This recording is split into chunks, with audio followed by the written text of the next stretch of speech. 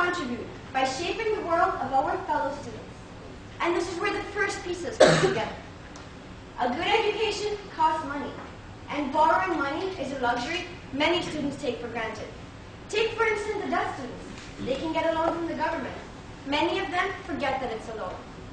European exchange students get a mere grant of 200 euros, while non-European students have to pay for everything themselves because their parents might not be able to financially support them.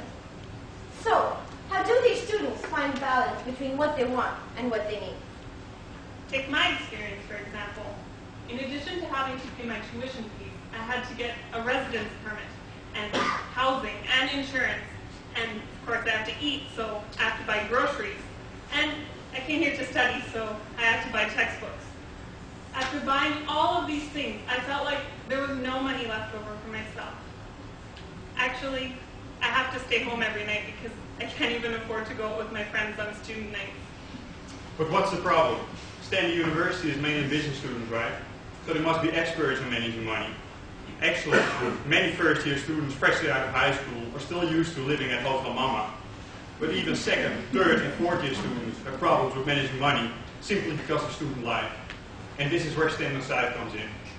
We recognize students like Joanne struggle with balancing education, basic needs, and entertainment.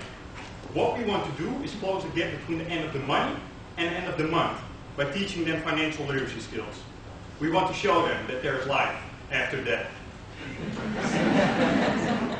We created a guide where students find practical information about saving, credit, and exchange rates. And there's also logbooks students can fill in to track their daily spending. We distributed our booklets through the international student bodies at our school. Furthermore, we taught the students how to calculate a savings goal and how to track their purchases in the spending log. For example, we had a look at Joanne's logbook and noticed that she was buying lunch at school almost every day. By becoming aware of how much she could save by bringing food from home, Joanne was able to set aside 30 euros a month towards her goal of getting a new iPod by the end of the summer. Thanks to our graduated expense and large Swiss decisions program, students now have the ultimate guide to an international student stay in the city.